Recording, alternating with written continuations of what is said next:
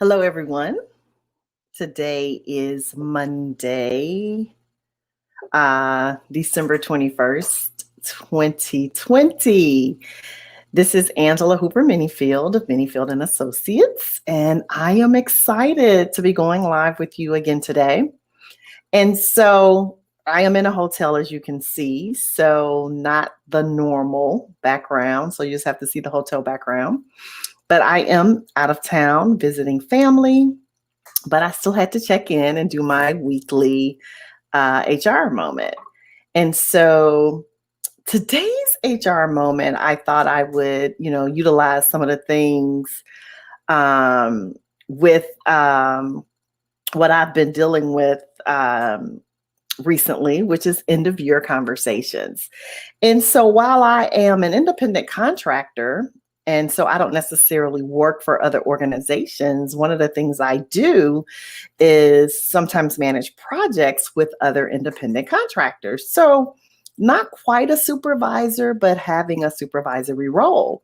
And so being that I am currently doing end of year conversations, I thought maybe we could talk about that, right? Like some of you are looking to have a conversation for a few reasons.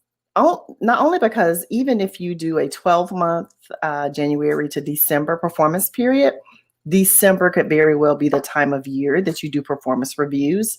If you do a July 1 or October 1, you're either potentially at end of quarter or mid-year. So again, these are the times of year where these kind of conversations can be pivotal and can help us navigate. So I want to help us a little bit encourage what it is that we're doing to have these conversations. The other reason why this is a great time of year to do this is because guess what?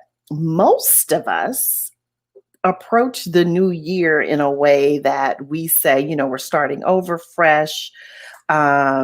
We want to be able to help our teams and our organizations start the new year. And so if we don't kind of put some closure to that, then we don't really do that with the clarity that we often need. So these are some of the many reasons why it could be important for us to have the end of year conversation.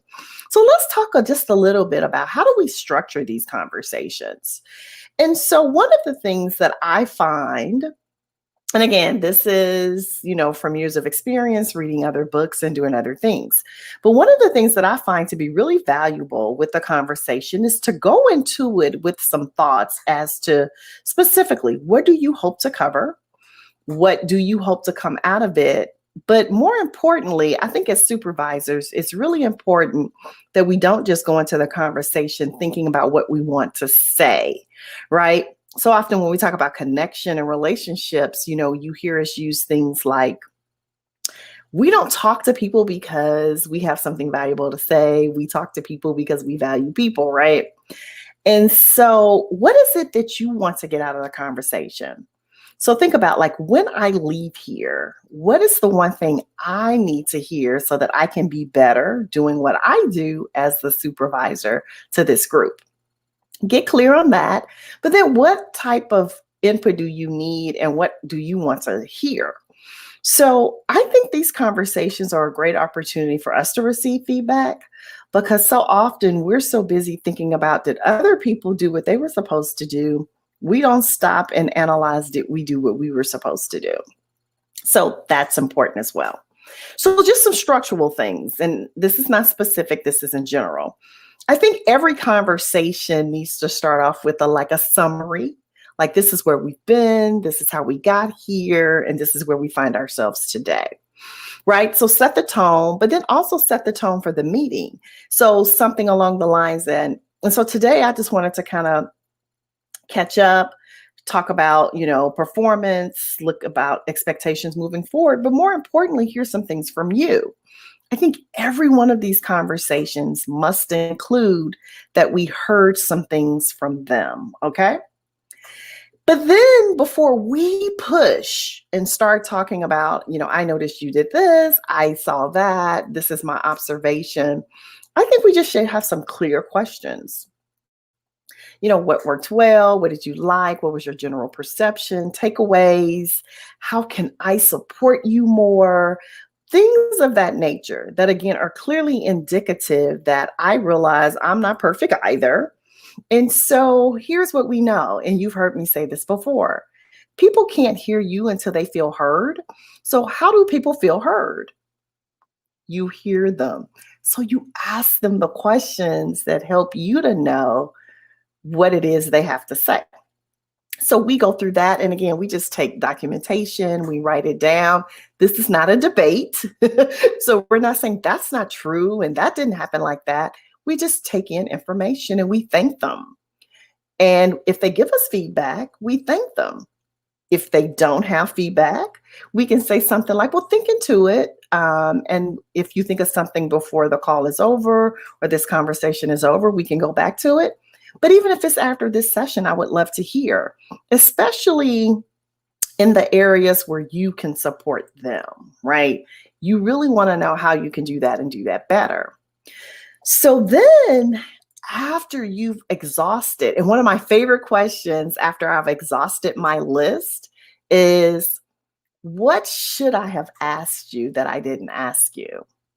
Because guess what? People come into these conversations with things that they know they want to say. And if none of our questions gave them that opportunity, we may have missed out on hearing something really powerful and pivotal to understanding their pain points, their opportunities, their needs, their successes. Maybe they wanted to just pat themselves on the back, give another team member kudos. Again, it doesn't matter. But everybody walks into a conversation thinking there's at least one thing they want to say. And so we have to address that. I just realized I had the wrong brand up, so my bad. So now, after we've exhausted that, asked all our questions, got their feedback, what they learned, what they liked, what they didn't, then it's our chance to give our feedback.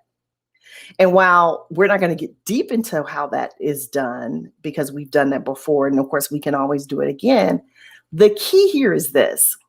We try to refrain from the you's, what you did, you. We talk about the work, so performance. What were the measurables? What were we measuring? What were we looking for? What does success look like? And compared to that, compared to the objectives, performance measured up here or there, right? We got exactly what we looked for and then some. If you can say something that's really positive about them, more individually, of course we want to. The reason why I say don't do a lot of you stuff is because we don't want you to be finger pointy, right? We don't want it to feel as if you're coming at them. You're there to support them and help them grow. Always give them something they can work on, a growth opportunity. It doesn't mean they've done anything bad. It's you saying, I see some strength here, and I think if we really leverage that, right, we could get even better.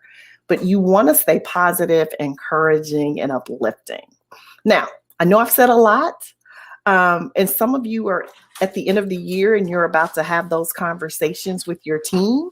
And so, again, as you do that, just be real clear about, one, affording them the opportunity to say the things that they need to say, but then you also giving constructive, positive feedback. And if there are things that need to be up-leveled, and sometimes there are, and there should always be really, how do you phrase that in a way that they leave the conversation feeling valued, validated, and uplifted? So that's our structure. Again, start with an overview, ask them questions here, don't debate, take notes, encourage, then you give your feedback. And then summarize, like next steps, where do we go from here, expectations, anything that might change and things like that. So I find that to be highly effective. Like I said, I've been using it all day, so I figured I would impart that to you guys. Copy of the new Supervisor's 30-Day Growth Journal.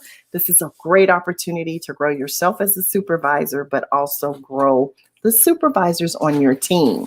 So again, we have prompts, we help you navigate and journal through the activity of supervising others. So we're right at that 10-minute mark, which means it's about time for us to go. We'll be back on Wednesday for our HR moment. If you have any questions, feedback, suggestions, maybe you had some scenarios that conversation went awry, you'd like to share, we'd like to learn from those, but also some really positive ones because I know so many of you are out there doing it right. So we want to hear about those too. So thanks again. Again, we apologize for the lighting or the lack of quality of it and any poor internet connections, but we definitely wanted to come and be consistent with our Monday, Wednesday, Friday HR moment. So take care, everybody, and we'll see you on Wednesday. Bye.